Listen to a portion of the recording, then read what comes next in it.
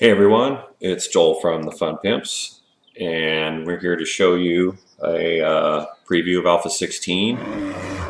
And we've got here my new friend Arnold. He's my pet bear, and I can give him commands. No, I'm sorry, I'm trolling you guys. This is the new bear model. You cannot befriend him.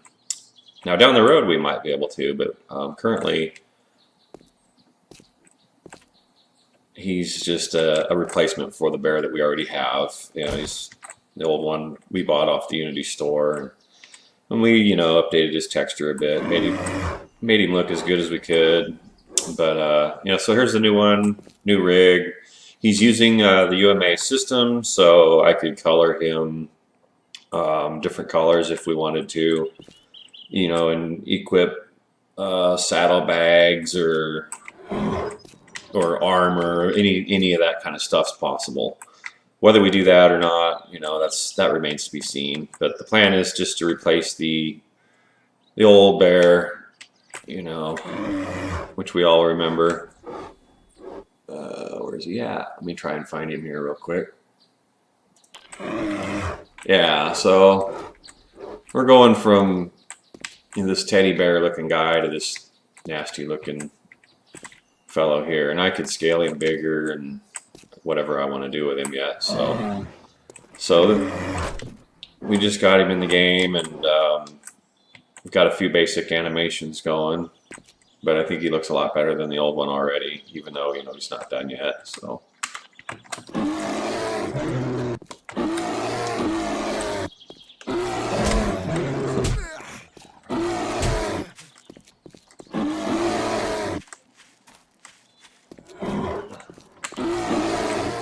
yeah, let me get this other guy out of the way so we can just have a look at the new one, since they're clipping into each other and stuff.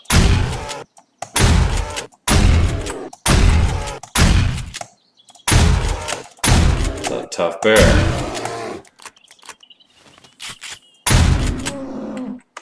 Alright. So he kind of bounces a little more when he runs. He needs footsteps, footstep sounds yet. And there he walked off. So anyhow, yeah, that's it. That's the new bear. We're gonna obviously tweak a few things yet. His animations need a little bit of work. I think his scale, could use some work. We might brighten his texture a little. He looks a little dark on this side. I have to figure out what's going on there. But yeah, overall, I think he's a huge improvement. And the big news here is we've got UMA animals, and that means this is going to pave the road for the UMA wolf that we already have modeled. I will show him after he's in the game. Maybe next week. We'll see how this week goes. And we've already got saddlebags and armor for him. So the plan is to be able to tame certain animals in the game and make them your companions. A guard dog, maybe guard bear. We'll see. We're going to start with the wolves. That seems the most logical. Taming a bear, I don't know. I suppose it's possible. We'll see if we end up doing that. But first step is just to get them in as predators, and then I don't know about this alpha where you can tame them and befriend them and all that.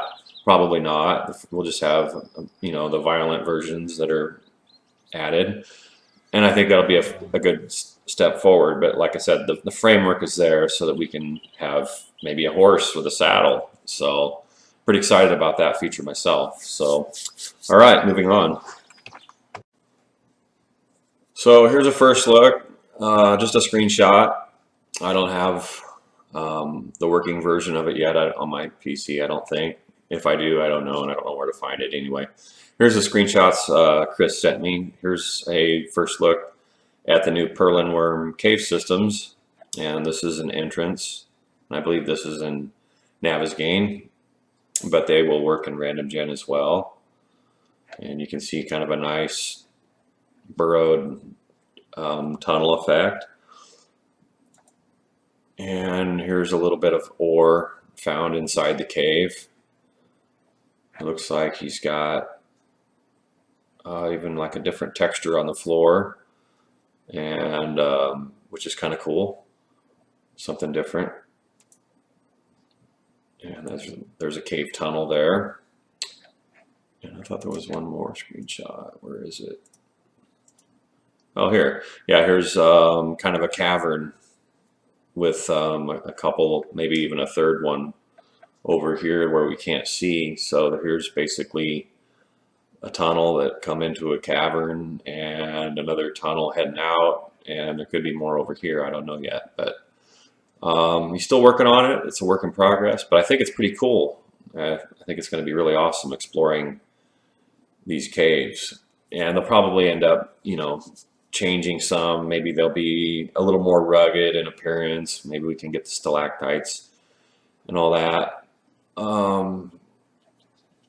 generating as well. So anyhow, it's pretty cool, and we're excited about it. So hope you guys are too.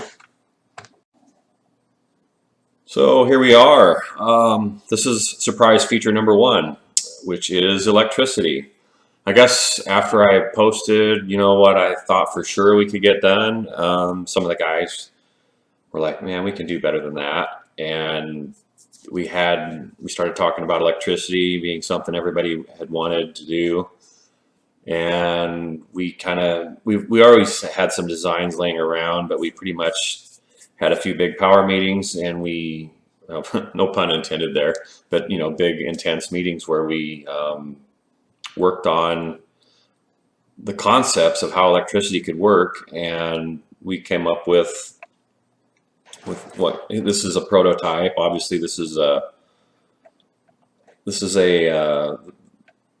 we don't have 3D models or anything pretty yet, but this represents a generator, and this is a power relay here, and then these are lines that are going to power these signs. And there's another version of it showing the signs actually powered just directly from the source.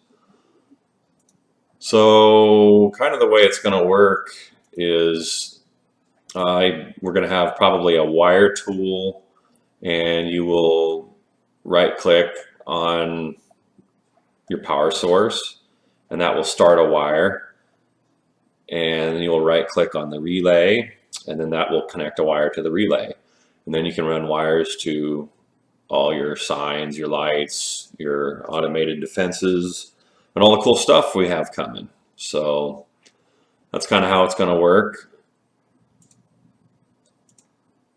Yeah, so here's just a quick concept I drew of a flamethrower trap concept, made from short metal pipes, tin cans. There'll be an electrical panel here where the wires would connect. Maybe an old propane tank or gas tank would be here. Some old tread plate metal, an old car rim, and whatnot. We'll sort out what the recipe is later, but the idea is you put power to this guy, and it's going to shoot flames out as long as it's got fuel in the receptacle. And there could be several ways to trigger it. It could be we could have a motion detector, maybe a step plate, so zombies would step on a block right here and it would just kick on, and you would have to wire that up correctly in order for it to work that way, because if you just plug it in, it's just going to start spraying flames as long as there's fuel in it.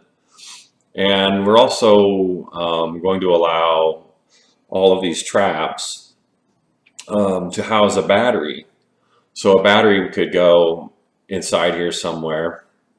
When you press and hold E, there'll be a contextual menu, kind of like the mini bike, and you can open it up and look inside, and you could put a battery in it, and then this thing would work without having a generator to power it. You could have one out in the middle of nowhere that doesn't have any power, and which is really cool.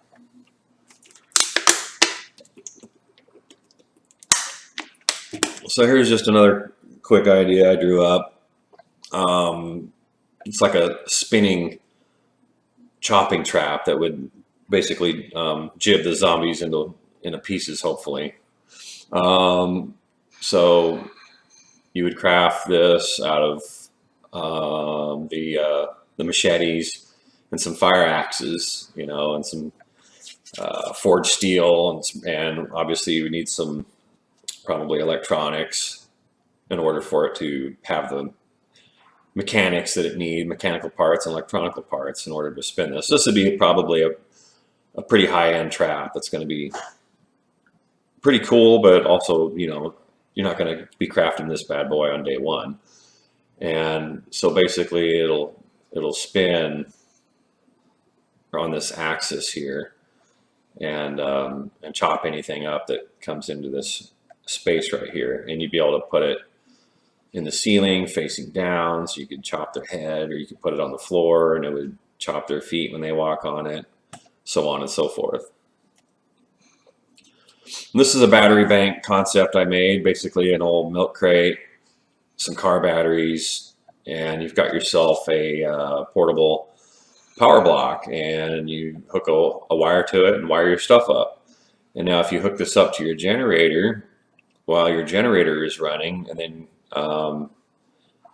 basically if your generator goes off, if you have it wired correctly, you can have backup power from these batteries. And the way we'd use it is you just press and hold E, contextual menu comes up, you'll see batteries and whatnot in there, and you'd be able to put them in or out, swap batteries, add batteries, whatever. The more batteries you have, the more power, the longer you'll be able to generate power before it goes dead. So pretty cool. We're excited about having backup power and quiet power, because the generator will make some noise. And here is the auto turret. We've had this guy modeled like forever.